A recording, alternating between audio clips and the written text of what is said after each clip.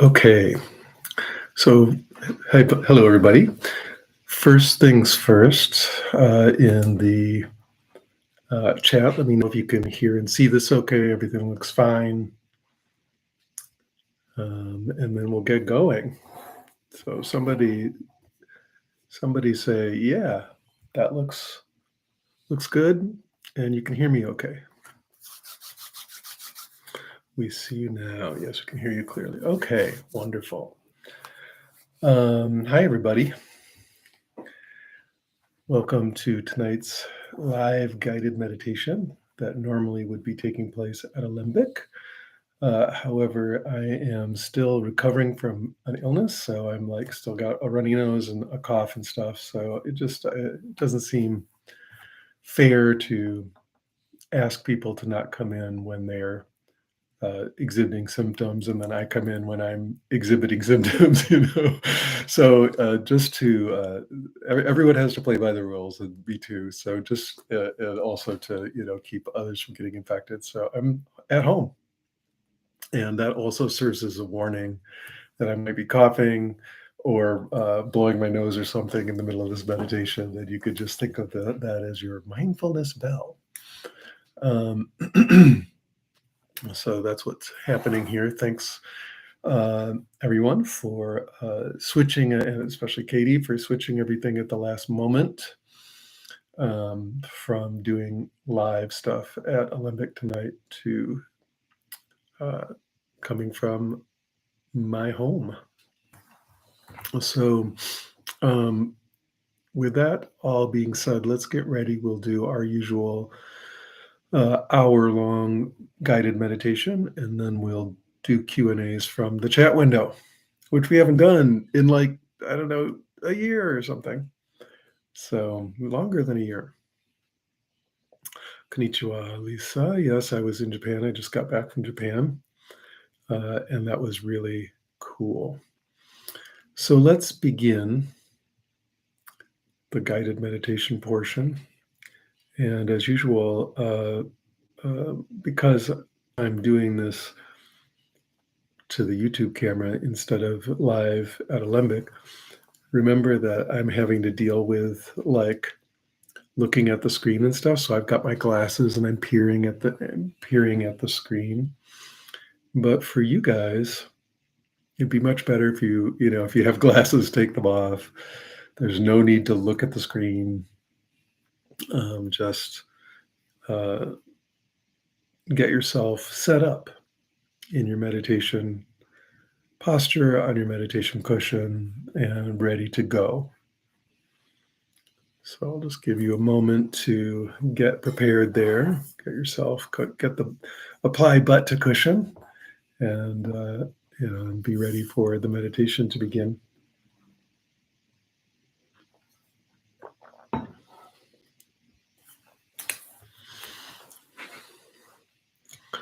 Having a severe jet lag, and also there was a whole day in there where no sleep occurred. So we're doing this on very, very few hours of rest. Luckily, meditation is so delightful to work with. It's usually quite easy to still lead, even if one is tired. So let's see. You guys can let me know how it goes. All right, assuming you're all on your cushions now, let's begin by simply checking in with what it's like to be you right now. Ask yourself the question, what's it like to be me right now? And then just check in. How's your body feel? How's your mind doing? How's your emotional body? How's your, for want of a better word, soul doing? In general, how you doing? And then just check in with yourself about how that feels to be you right now.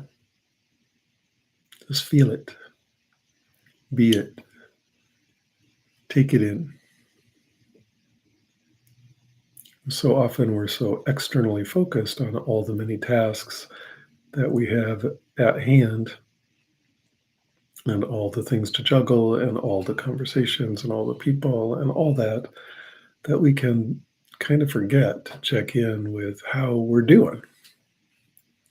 So I encourage you to check in right now with how you're doing and just sit with that, however that is.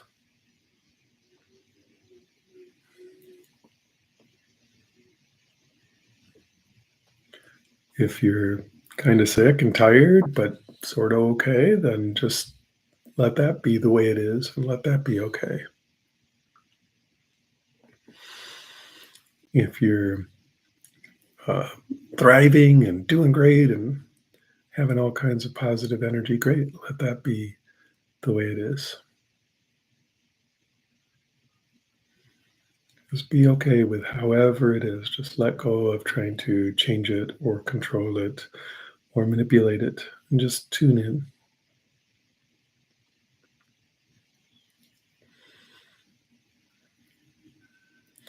Good. And now I want you to just remember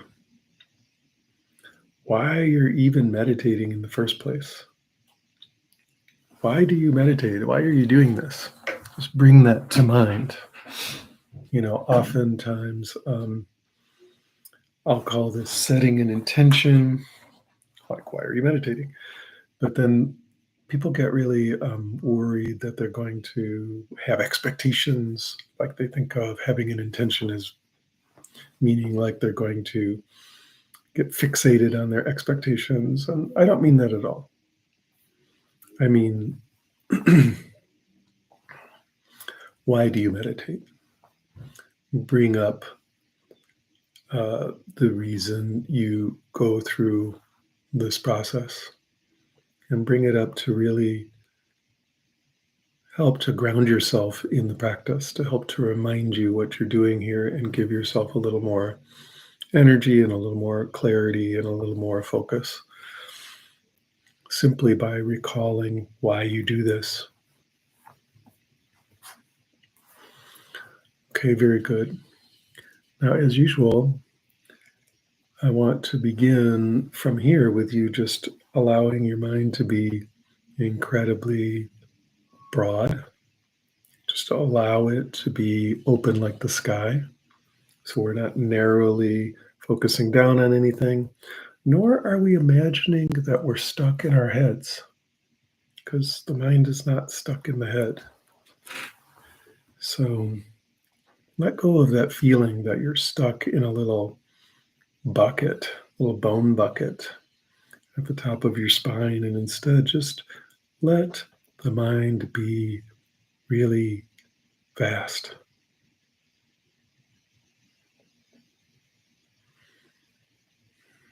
Let the mind be like the sky. That's not something you do. Notice I'm not saying make your mind vast or make it like the sky, because you can't do that. But what you can do is let it be that by just relaxing. You just relax, let go of the sense that you're stuck in your head or the sense that you're narrowly focusing down on something. Just drop all that, and you'll notice that awareness becomes naturally, easily very broad. And from this broad, open, clear, awake awareness, let's just begin to rest as open awareness and notice the breath wave rising and falling within awareness. So we're not focusing on the breath. We're really, if we're focusing on anything, we're focusing on this vast open space of awareness. So open awareness is sort of like resting as itself, if you want to call that a focus. It's stably resting as vast, relaxed, at ease, open, present, open presence with a lot of acceptance. But as part of that, one of the things that's happening is the breath is happening. So we can think of the breath as just kind of a wave that comes and goes. So as we're resting, as this open awareness, we're just lightly noticing that breath wave rising and falling within the sky of the mind. So let's do that together here for about 5 minutes or so.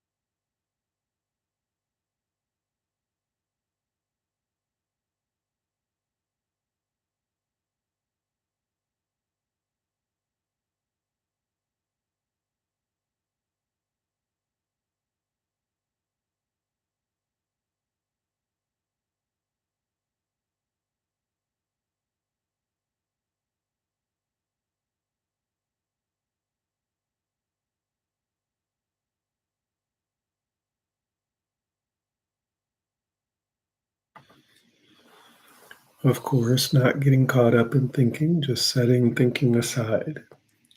You're welcome to think, or to have thinking happening, but don't be involved in the thinking. Don't actually turn the thinking crank at all. Just let it do its own thing. And instead, you're just resting as vast openness, vast, relaxed, easy, effortless openness that's wide awake, super brightly awake. And that is just noticing the breath rising and falling.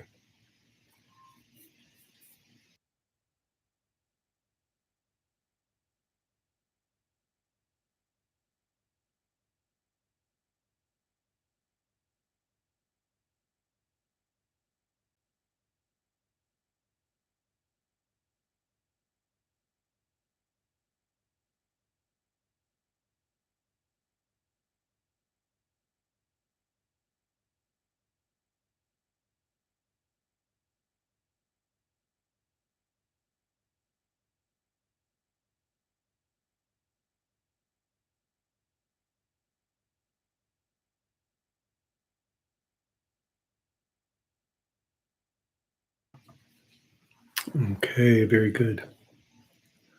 So tonight we're going to work with something we haven't done uh, for a long time on YouTube, which is the Mandala practice. I'm going to do a very complete Mandala practice tonight. And one thing I want to say about this is that even though it's called a visualization practice or imagination practice, it doesn't mean that you have to be able to do it as pictures in your mind. You can, and I'll lead it as pictures, but also as feelings. It can be feelings, emotional flavors. It can be a sense of whatever works for you. So don't be sitting there thinking, oh gosh, I need to be generating these images in my head and I just can't. Um, don't think that at all. Just go with what I'm describing, however you do that when you imagine something. Maybe you typically imagine as feelings. Maybe you typically imagine as some kind of body sensation. I don't know. Do what works for you.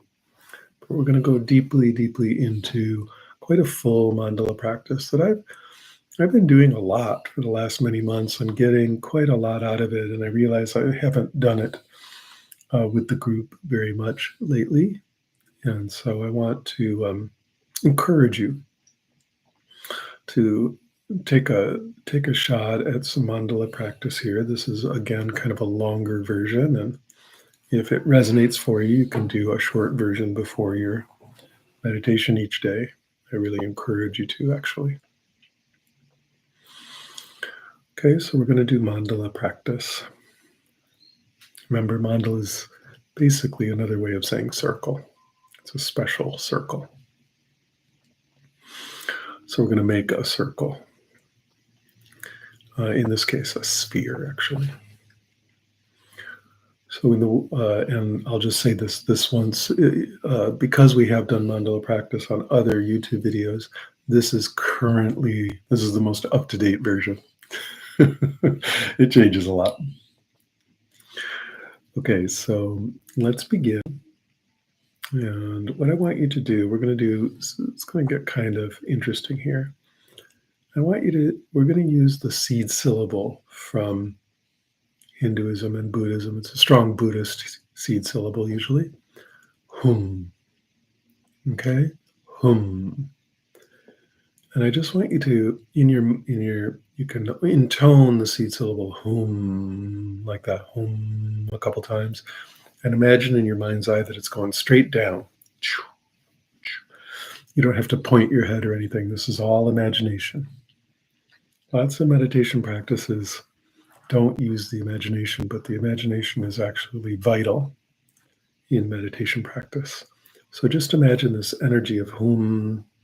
Hum is like an emptiness, clarifying, opening, purifying type seed syllable. So we'll go hum and just beam that down, straight down. Hum, hum. That sort of opens things up. And then from below, we invite in what we'll call earth energy. And just imagine that you have a opening all the way down to the core of the earth. And it's very huge. It's not like a thin pipe. It's vast, a huge opening.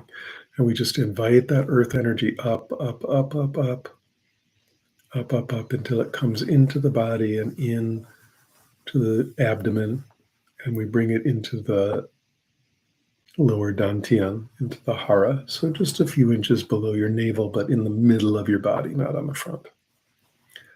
So you feel the earth energy come in, and it's this very grounded, very stable, almost immovable sense of being held, of being stabilized in a very pleasant way, of being solid. Not solid like the opposite of emptiness, but solid in the sense of stable. So bring that earth energy up to the hara, up to the lower dantian.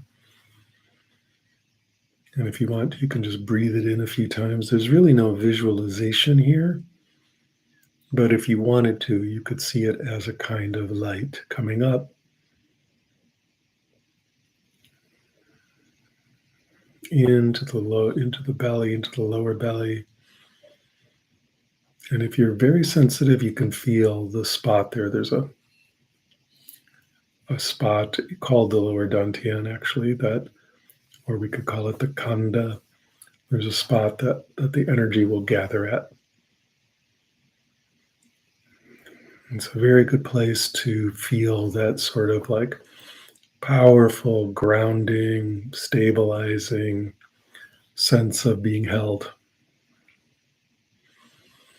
And honestly, just bringing up the earth energy into the dantian is great if your mind is racing and you're feeling really destabilized and you can't find your center, so to speak. Just sit down and open up to the hum, sit down, open up, bring up the earth energy into your lower dantian, and you'll just feel this nice sense of just kind of bonk, like you just settled. You kind of feel like a pyramid sitting there. Okay, so that's below. We've got this earth energy holding us, helping us to be stable, grounded, held. And that's the first station of the mandala. Now you can do these in whatever order, but we'll just do this order. Now we're going to do the hum again, but we're going to imagine it going out front. So remember hum, hum. This is a seed syllable that's connecting back to the original emptiness, the original purity. It's clearing out any obscurations of any kind. So we'll do hum a couple times in front. Hum, hum,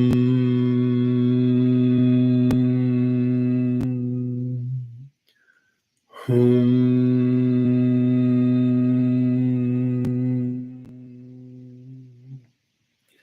Very good.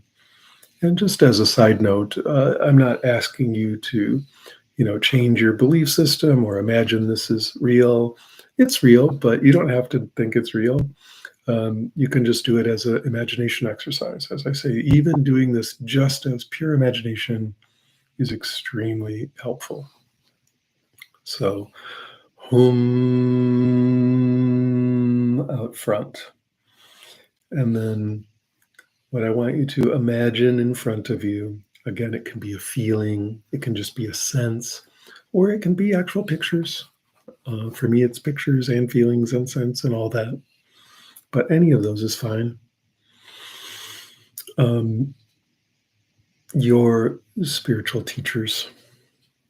So, especially the spiritual teachers at the top of your lineage or whatever. So, the Buddha, or it might be Moses or Jesus or Ram or Krishna or something. Maybe it's Lachik Labdrong or Green Tara or something, whoever it is. Or it could be, more of a human. It could be like Ramana Maharshi or something. But, and if none of those resonate for you, if there's no person then or deity, then think of it as just a bright, shining sun. Okay? And if it's not an image for you, then just feel that wisdom, the unconditional love that's coming from them, the sense of clarity and openness and presence, and the real sense that they're there for you. They're guiding you. They want you to do well. I'm going to help you do well.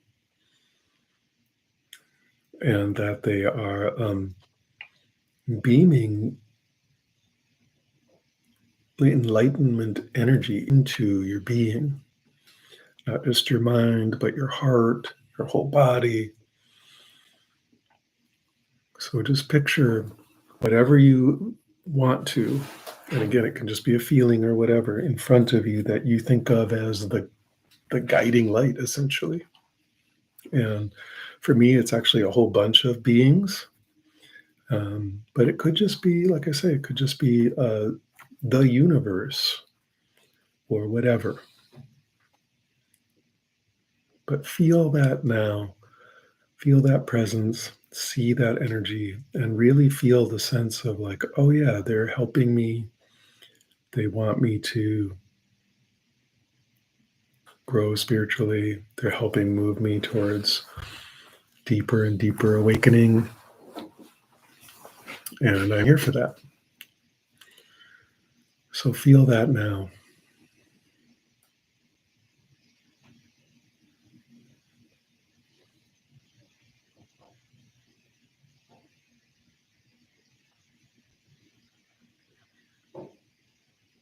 In a lot of Tibetan lineages, you might use like Padmasambhava for this.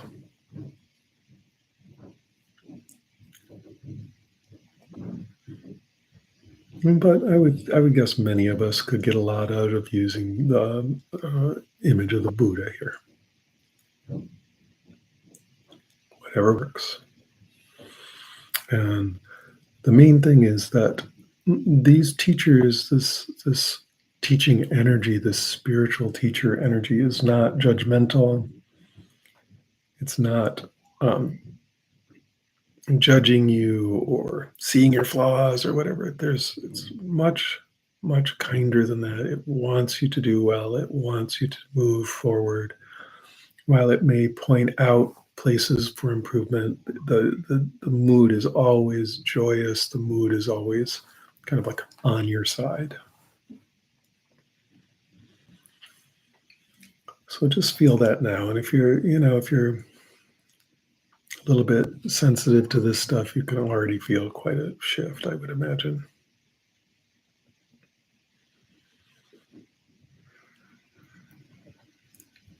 Very good.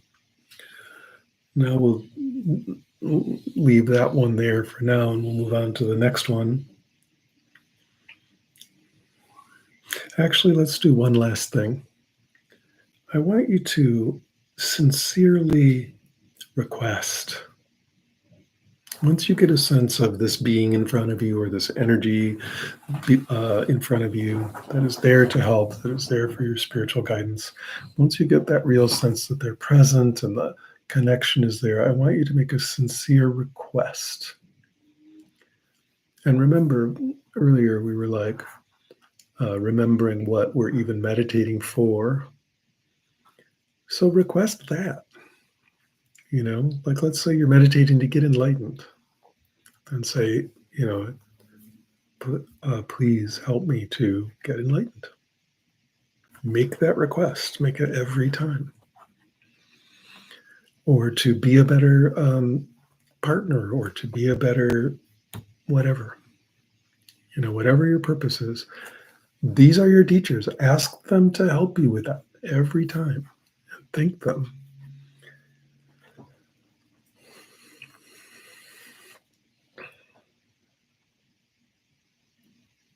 And you may notice as that energy really starts moving, you can feel a lot of, kind of gooey softening of any emotional armoring, right? It really opens us up to feel someone care about us that much and who is willing to help us that much. And you can see how, even if you're just doing this as kind of a psychological imagination thing, it's still going to affect you pretty strongly.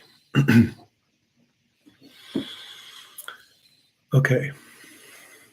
Now we'll go to the next one. And this is the one that people typically have the most trouble with, I think. We're going to go on our right side. So remember, we're making a circle, but we started below. Now we're going to go in front, and then we'll go around, and then above. So we went in front. Now we're going to the right. And this is going to be protector energy. So first, let's do the hum. So we're still sitting forward, looking forward. Do the hum, but we're imagining that hum energy going out to the side. If you were standing up and you wanted to move around in the different directions, that would be fine. But don't bother turning your head, because eventually we're going to go back in reverse, and it's going to be hard. unless you're an owl, to do one directly behind you. So let's just go home. Clear that direction. Home.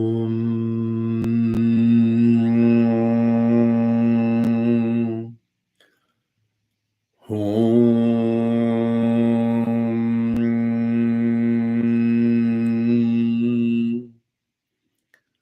Home.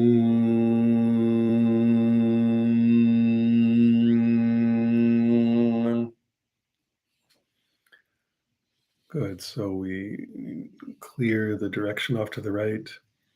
And then again, we picture or we feel or we imagine or we just kind of, um, in whatever way works for us, maybe just sense a protector there. So um, if you're into like traditional Buddhism, you could put, for example, Garuda there. So this enlightened eagle being who's incredibly fierce. And just see this Garuda, wow, who's there as you're meditating, who's there to protect you from anything that would basically mess up your meditation. But furthermore, and more deeply, we would say, who's there to protect you in a way from your own, difficulties, your own kleshas and so on, and to just help you deepen and open. It can also just be, again, the Buddha. It could be, if you're into Tibetan Buddhism, you could have Mahakala there. Mahakala is a cool one. If you were a Christian and let's say you did Jesus in front, the protector on this side would be like Archangel Michael. No relation. Archangel Michael there on the right, who's, that fierce defending energy. Or whatever. Again, if none of that is, none of those images work for you, just picture a red triangle.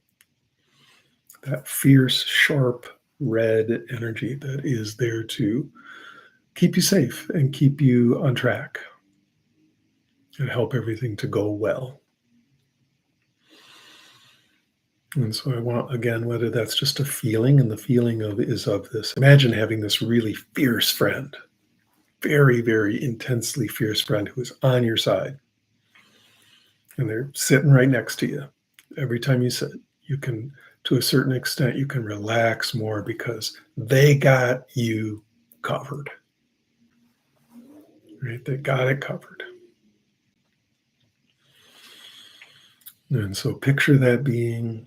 And if you have a request to make of them, again, make a sincere request. I would say you could say something like, please protect me and protect my meditation.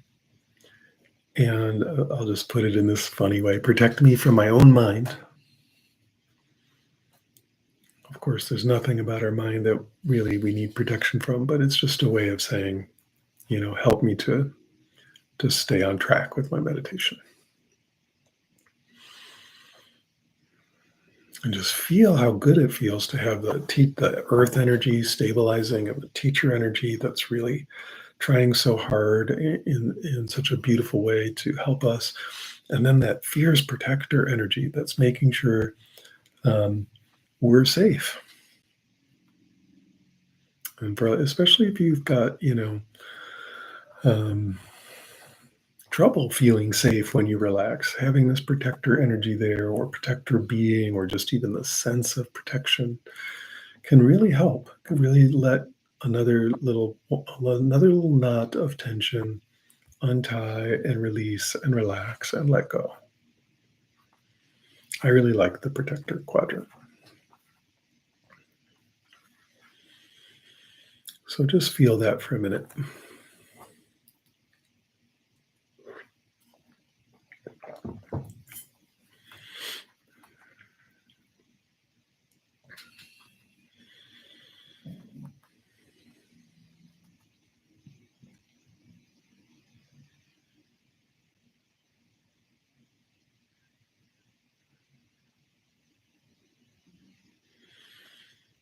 Okay, very good. Now we went in front and we went to the right. Now we'll go behind. Again, don't turn around, just imagine. We'll do some hums in that direction to kind of clear the space. And then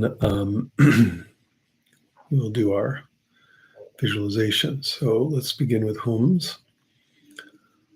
Hum. Really vibrate that sound. Hum.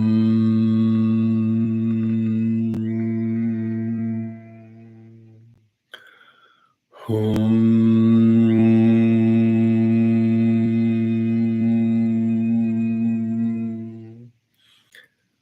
Hum.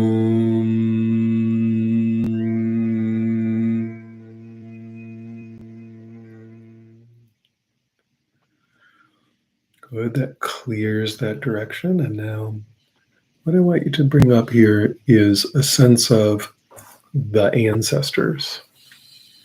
What I mean by that is the ancestors, your ancestors. Usually, however, this doesn't mean, your own father and mother or even your grandpa and grandma. Not often, unless they're very strong as very good figures for you, in which sense, great, they can be there. But what we want to do is go further back to this sense of deep, deep, deep ancestry, maybe even thousands of years, hundreds of thousands of years, millions of years, like the deep, deep, deep well of all the beings whose lives gave birth to other lives, gave birth to other lives. And right now we're at the cutting edge of that, right?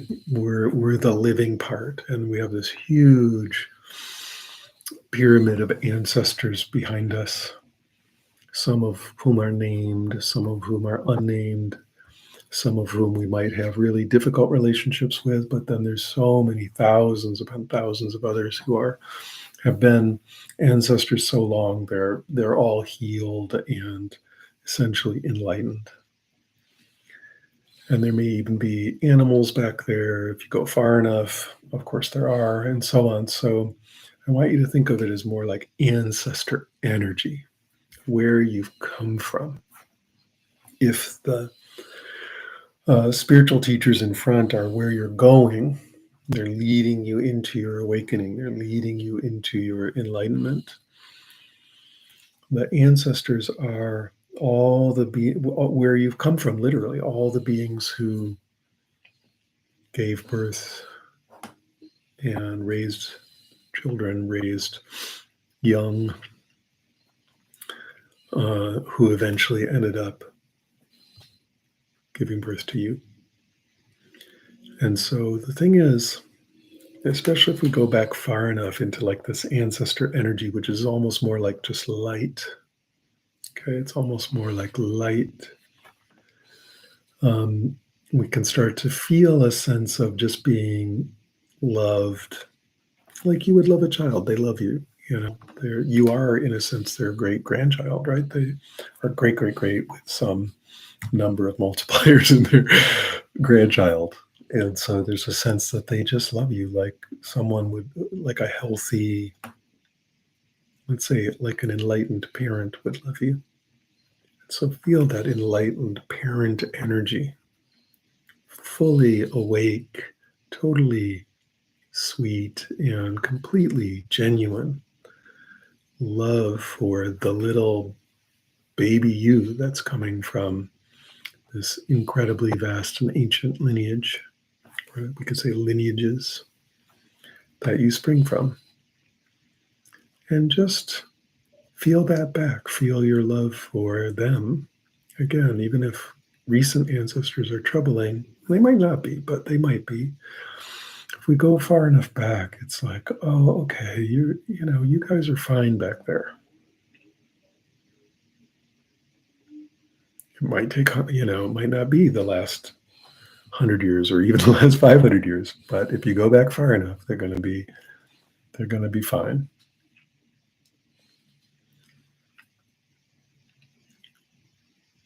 And so just connect with that energy. Feel how good that is. They're very, very, very sweet, and they want the best for you.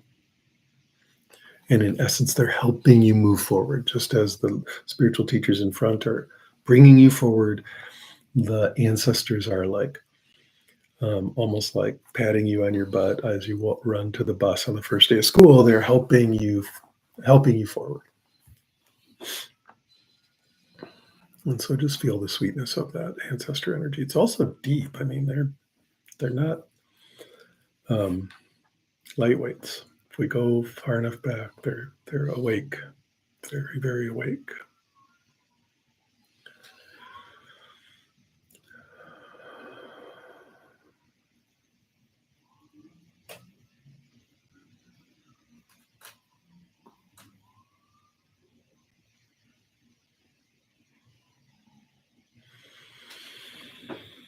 Okay, very good. Got the earth energy below us, got the spiritual teachers in front of us. We've got the protector to the right of us. We've got the ancestors behind us. Now we'll move to the left.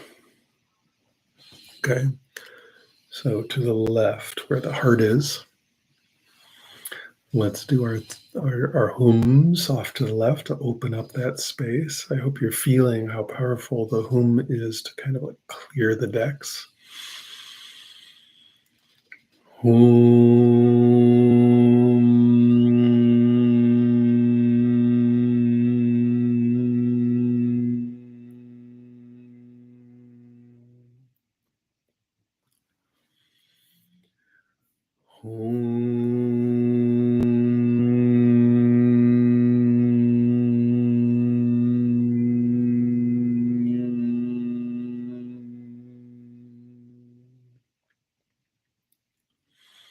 Visualizing that hum just blasting off to the left.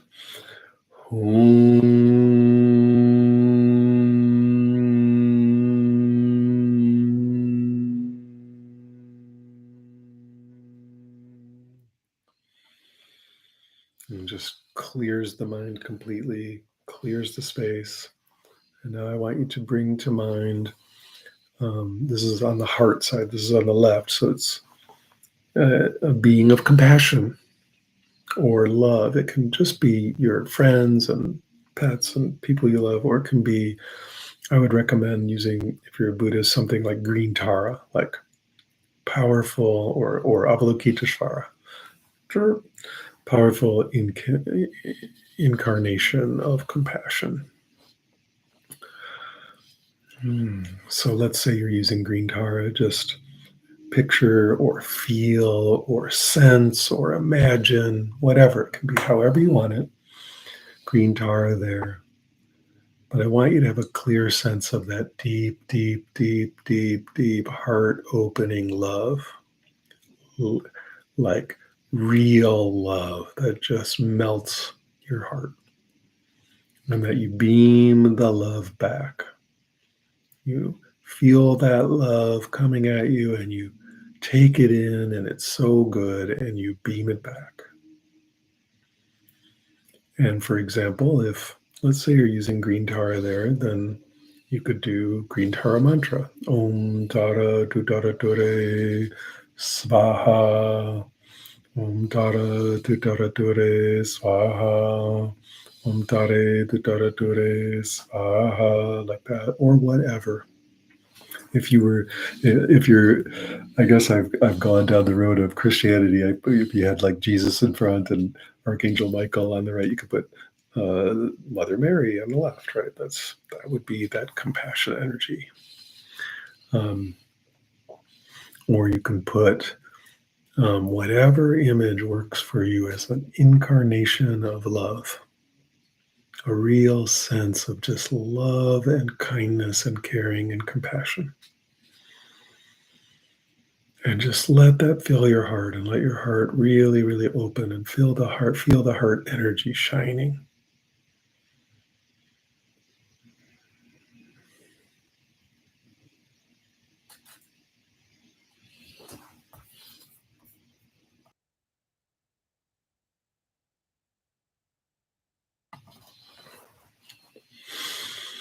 And just feel how good that feels and how sweet it is.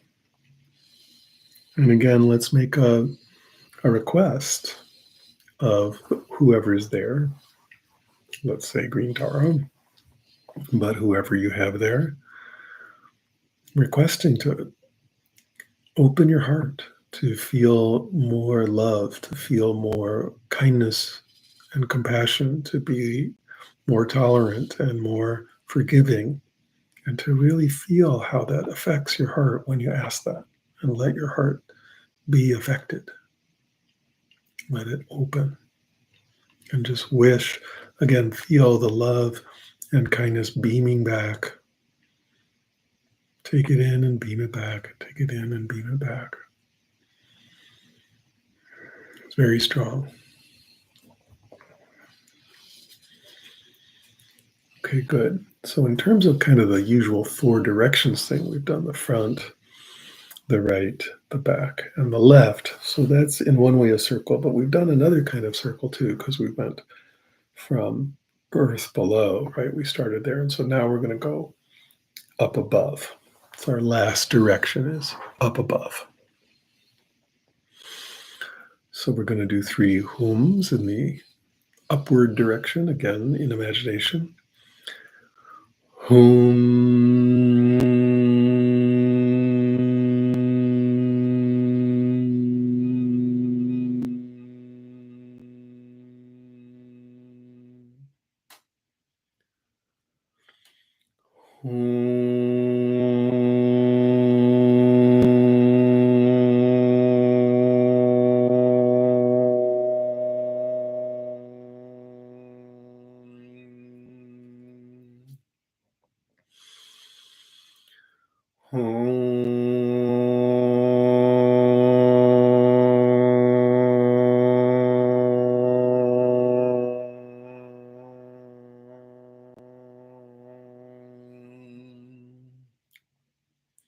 The more you vibrate that hum, the more it will just clear your head, and you'll just notice the space just utterly clearing. And now from above, I want you to imagine, we're just going to call it the enlightenment energy, the universal enlightenment energy. Okay? Beaming down. It can be any colors you want. It can be coming from a big sun. It can be coming from the stars, whatever. But however you imagine the universal light of enlightenment beaming down, and it beams into your head, and it fills your entire head with wisdom and clarity and love and kindness and openness and awakening. But then it beams even further down into the heart, filling the heart with even more love, even more kindness, even more openness and presence and courage, strength. Really breathe that in and feel the light in your head and your neck and your shoulders and in your heart, just beaming, beaming, beaming, even beaming down into the belly and so on. And then this universal enlightenment energy meets that grounded earth energy, and the earth energy rises up to dance with it, so that there's this real sense of balance, groundedness in the heart, with both the enlightenment energy and the earth energy there. And then the enlightenment energy fills your arms and legs.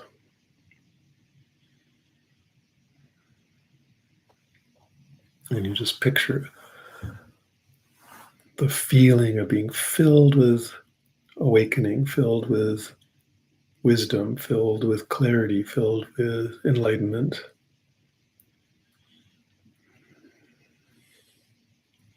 And then beam that back, beam it to our spiritual teachers in front. And feel them beaming back with love and kindness and joy and a real sense of wanting you to do well. And then beam it to the right, beam it to the protector being, and feel the protector beam beaming that energy back to you. So this wonderful energy of ferocious, fierce awakening that is absolutely on your side, and how much that protector being loves connecting in this way. And then beam that light back behind to all your ancestors of all time. So that's a lot of beings, uh, grandmas and grandpas and various grands of all sorts, all the way back, all the way back, all the way back, all the way back to beginningless time. Just beaming that wonderful universal enlightenment energy and healing energy and love energy to them, and feeling that universal love and healing and enlightenment being beamed back. And then off to the left to the ultra sweet heart opening love compassion being, beaming so much of this universal enlightenment energy to them and feeling them beaming it back with a big extra dose of love, so that the whole system now,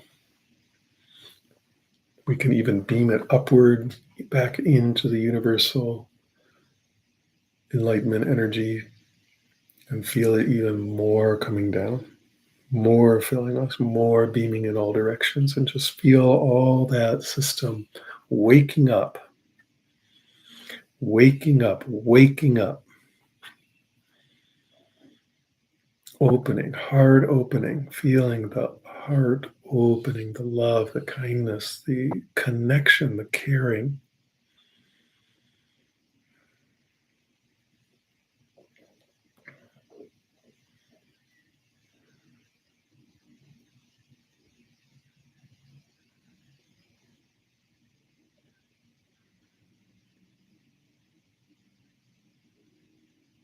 Continue beaming in all directions while continuing to receive from all directions.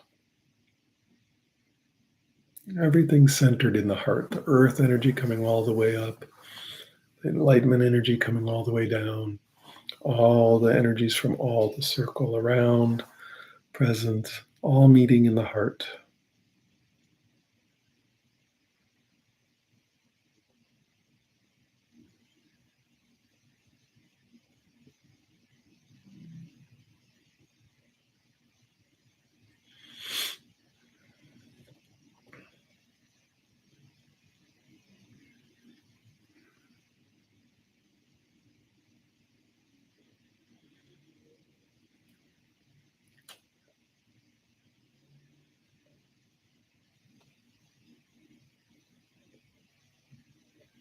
Continuing to just feel all that good energy, all those good feelings.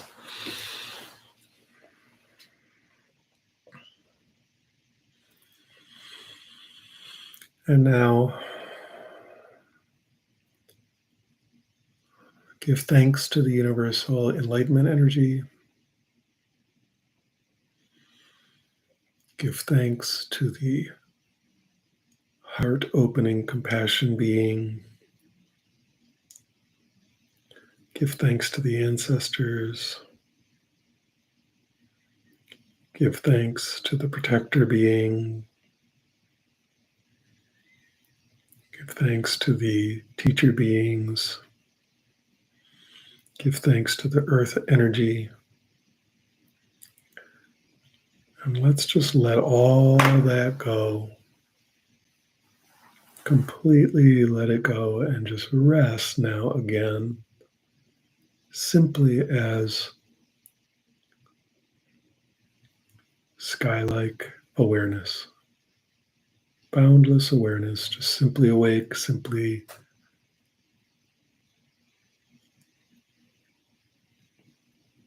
open, at peace. Let's rest together like that for a little while here.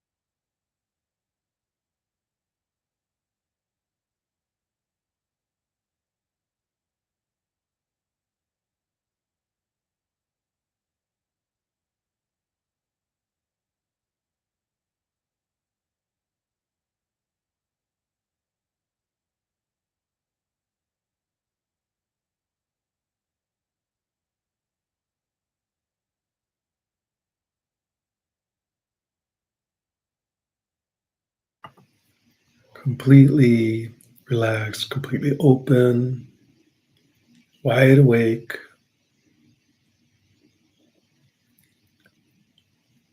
grounded, connected, present. Just simply be, just rest as awake presence, not engaging with any thought of any kind.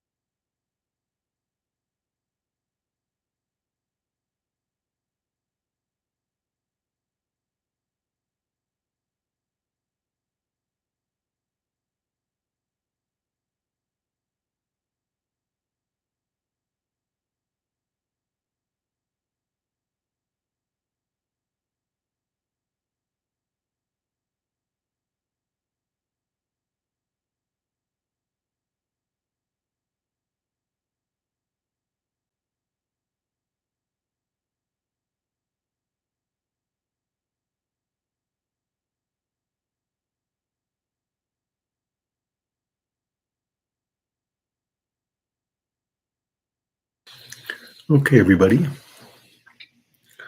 let's end that there and let go of the meditation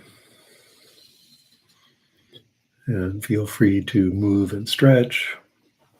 Maybe have a drink of water, let your body feel like it's mobile, your legs unkink, and so on.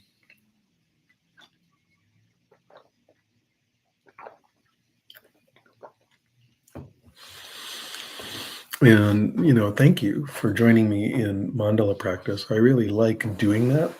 And I find the more I do it, the stronger it gets. Eventually, you start getting a sense of, what beings are really alive for you and what quadrants. You have to get creative here, and just see, and then what kind of mantras those beings like, what kind of visualization, all of that. And as you work with this every day, doing it every day, every day, every day, um, it doesn't have to take an hour like we just did. You can do a very, very good version of it in, 5 minutes. And you'll find that it's utterly uh, wonderful way to not only begin your meditation, but a wonderful way to, let's say, begin the day. But I strongly encourage you to, make it your own. So even though these 6 stations are kind of what they are, what beings or what visualization or what mantras or whatever that you want to put in those directions to represent that's completely you. Again, it can just be a feeling. It can be, uh, I have shapes, you can use shapes and colors. You can use, again, Buddhist entities or Hindu entities or Christian entities or whatever. Obviously, if you're like a chaos magician, you have a zillion angels or saints or whatever that you can throw in there.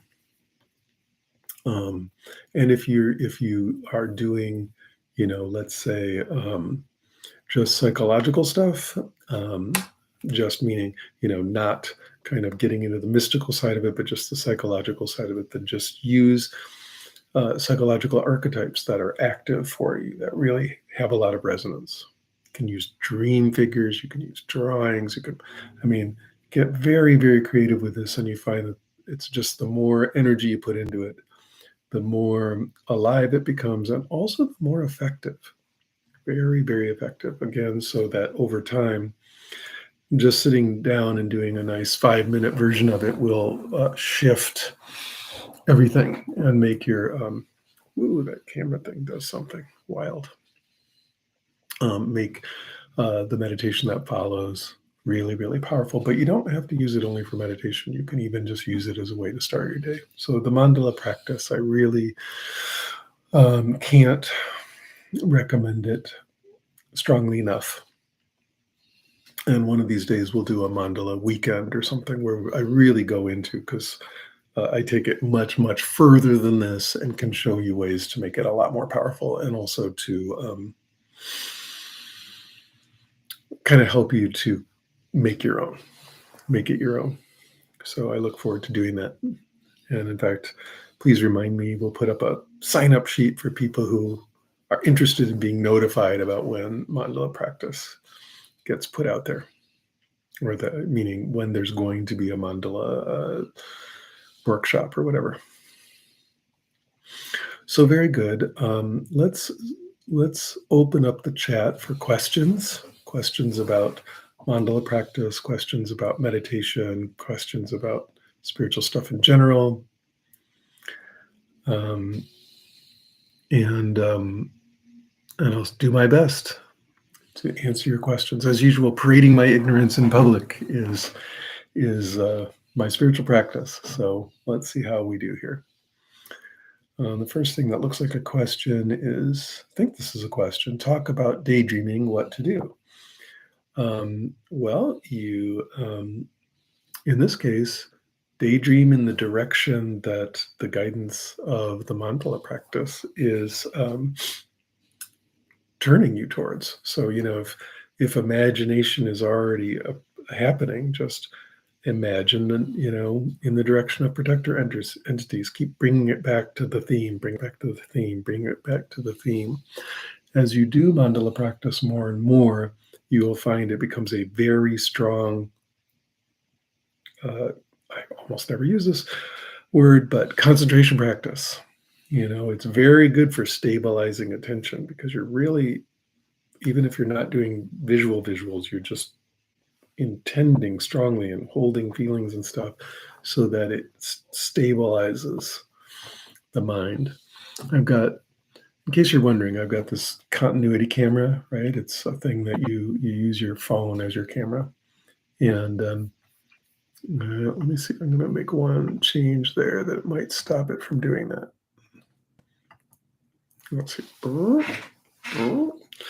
Yeah, but it's sort of zoomed out. So I'll put it back. But that's why it's making that. It's following, kind of moving um, its angle. The phone isn't moving, but it is mathematically doing that thing.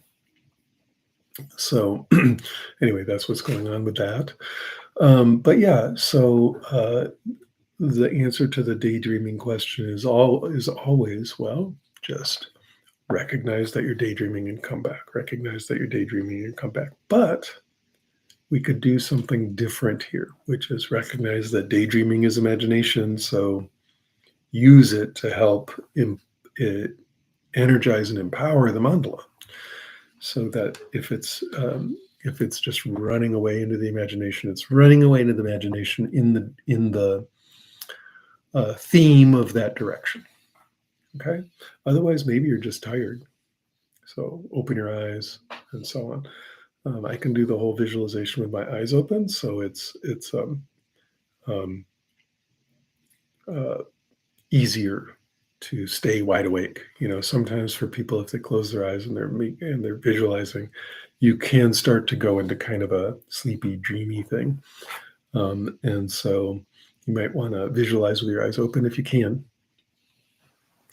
Maybe Gray says, do you have tips on strengthening and maintaining the sense of space in the directions during the mandala?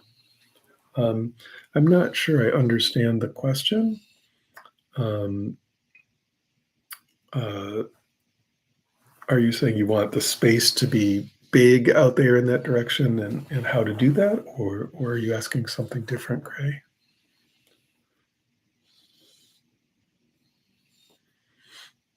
And the rest of you, by the way, don't be shy. Jump in with any questions you may have. I'm happy to do a Q&A here. Oh, having the energy stay in the direction they're coming from. No, that if they move around, that's okay, as long as you started coming from that direction. If they then start coming from all direction or whatever, that's fine. In fact, that's great. Okay, we're just giving them a place to start from. Okay, so we don't have to lock them in. The more they pervade, the better, actually. Jeff Olson asks, Gabor Mate says that trauma is a disconnection from the self. He has said that meditation is useful for trauma. How much does non-dual practice help us to reconnect? Is Dr. Mate talking about Buddha nature? I don't know Dr. Mate, so I, have no business at all, pretending I know what he means by anything. But what I can say is that, yes, non-dual meditation will typically really help us reconnect, really help us work with these energies that get disconnected in trauma.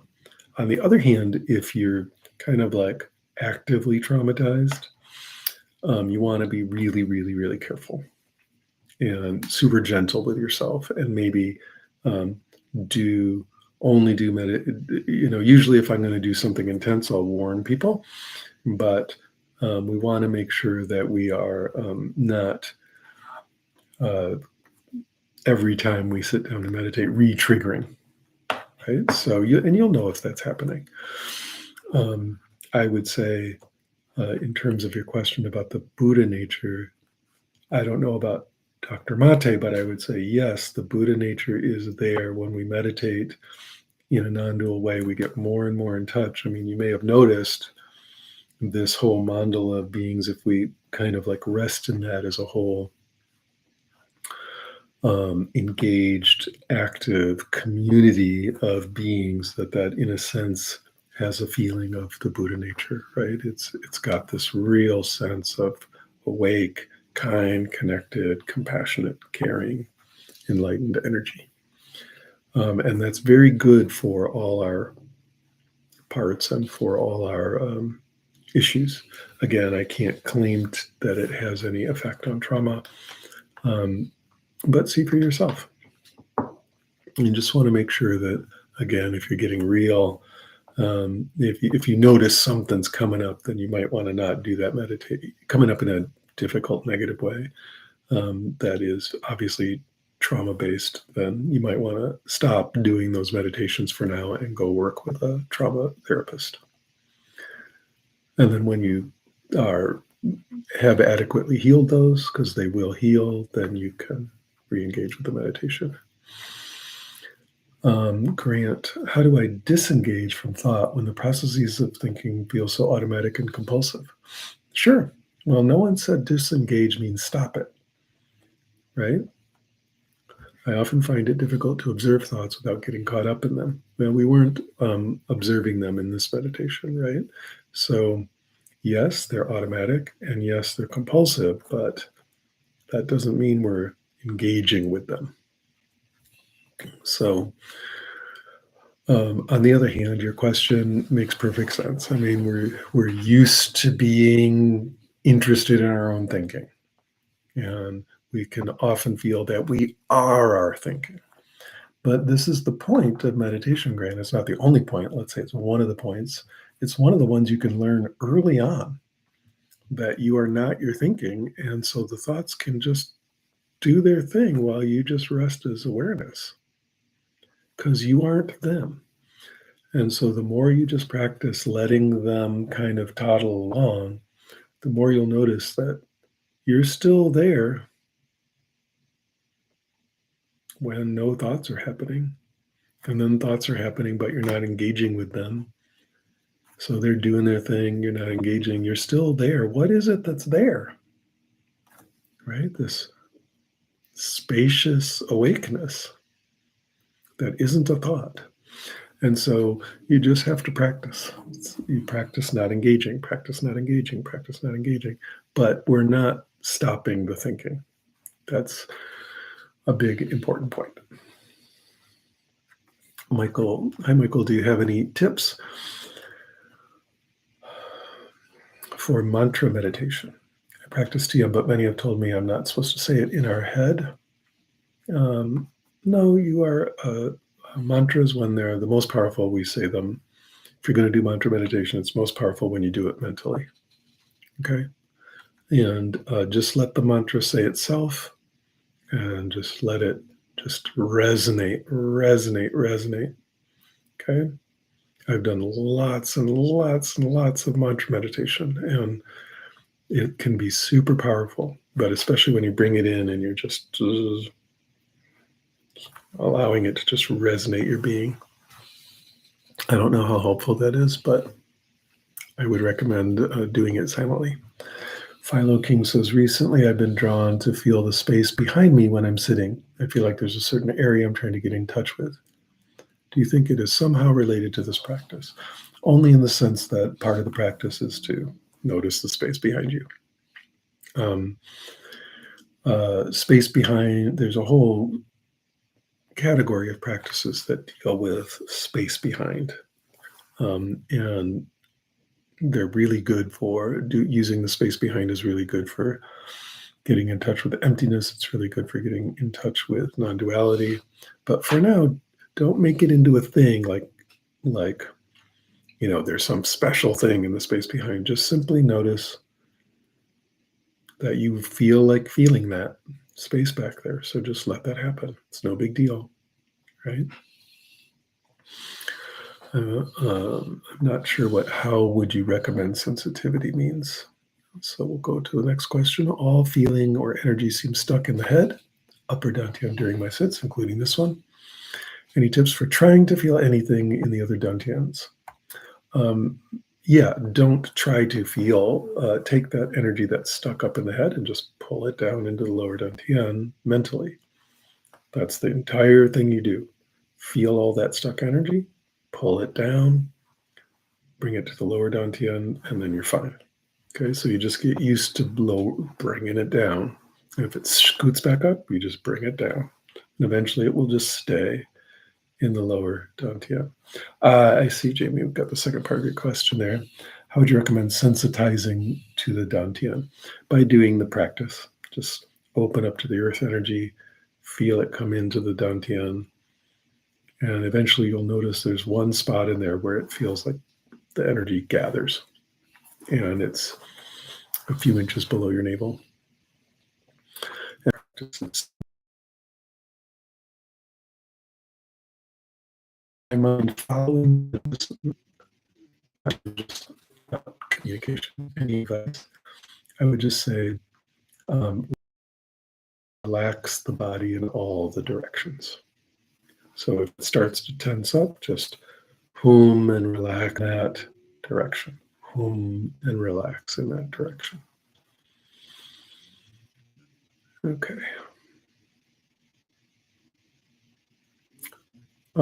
Katie, what's the problem with the stream?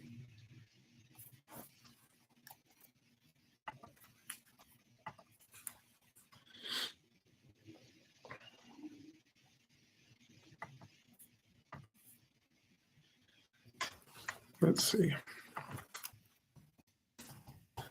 Just testing again.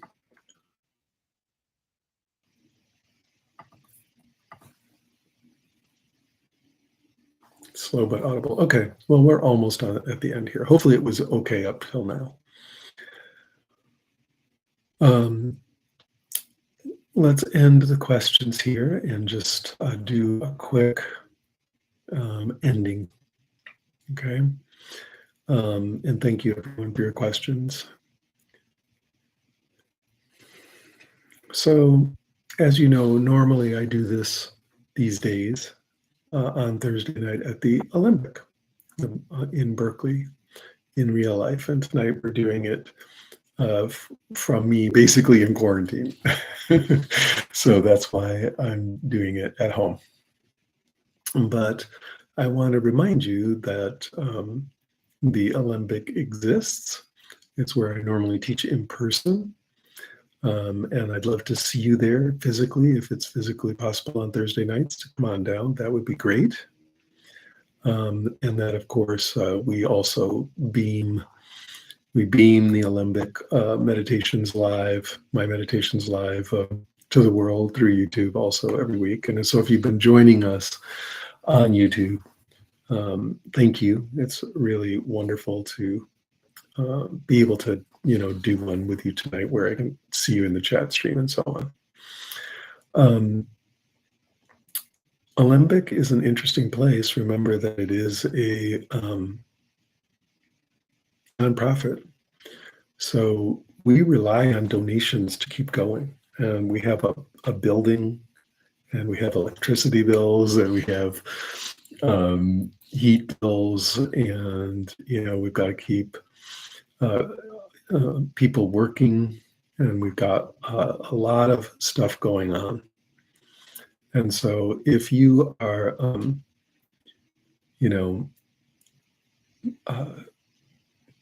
financially challenged in any way, we want to always make Alembic completely free, at least as often as possible. Make it free for you to come and meditate, or free to come to do whatever you want. We really like it that people can come either really cheap or for free if possible. But on the other hand, if you are financially doing fine, we could really, really use your help. We could use a donation from you to help keep all the stuff going. Okay, it's just like I volunteered to do all these YouTube videos. I did them for years, just from this very room. I do them from Alembic, and I give back all the donation. That's sort of like what I want for the world. I want these meditations to be out there. I'm going to keep creating more and more meditations for you guys, going deeper and deeper and deeper over the years. And if you want to also be a part of that, want to help, your donation would be just the sweetest thing in the world. And of course, it's tax deductible if you're in the US. So that would be great. We really appreciate that. And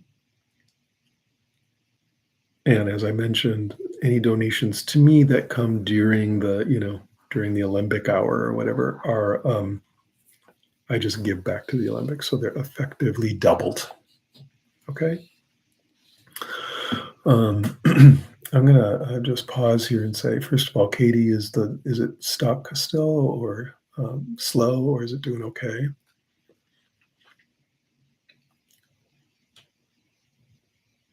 Looking good. Looking okay. All right. Um, and basically, I encourage you to go to the Alembic website and to sign up on our email list. You'll get some fun emails if you want to hear about upcoming classes and so on. We've got some really cool stuff coming up this summer, special events, continuing, me continuing. We've got Chandra continuing. We're going to eventually have, uh, I think it's kind of, I'll just say we're going to have another teacher coming in that I'm very, very excited about. We might even have a beginning class teacher coming in that I'm very excited about. Uh, so there's all that. There's so much happening. Something that's Oh, okay, we've got that. So I can talk about it, which is we've got a Zen teacher coming in, Zachary Smith, who's from San Francisco Zen Center. Very, very senior and very advanced Zen teacher is going to begin teaching weekly at Alembic. So starting July 17th. So I'm extremely excited about that and looking forward to it. And then I think the last announcement I'll make is that on Saturday, June 3rd, from 7 to 9 p.m., Saturday, June 3rd, 7 to 9 p.m., we'll be doing Death Sangha. We haven't done Death Sangha since Halloween. It's been a really, really long time. And so if you want to join Death Sangha, come to Berkeley on June 3rd and be a part of it. Death Sangha is a super special event. It's one of my favorite things that I do. And I'm really, really, really looking forward to it. Reminding you that it is in person only. You gotta buy that plane ticket if you want to make it to Death Saga. So I look forward to it. And people have come from all over the world, So if you can, that would be great. Not, of course, that we expect it, but it would be wonderful. All right, so my voice is done.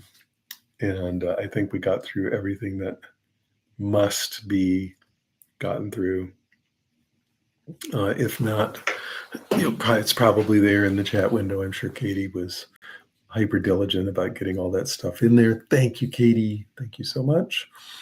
And I'm going to go rest and recuperate so that next week, next Thursday, can be back in action in person at Alembic. And I hope to see you all there or on the YouTube stream. All right, everyone. Thank you so much again for your questions and your just joining in. All right. Have a good one. Bye-bye.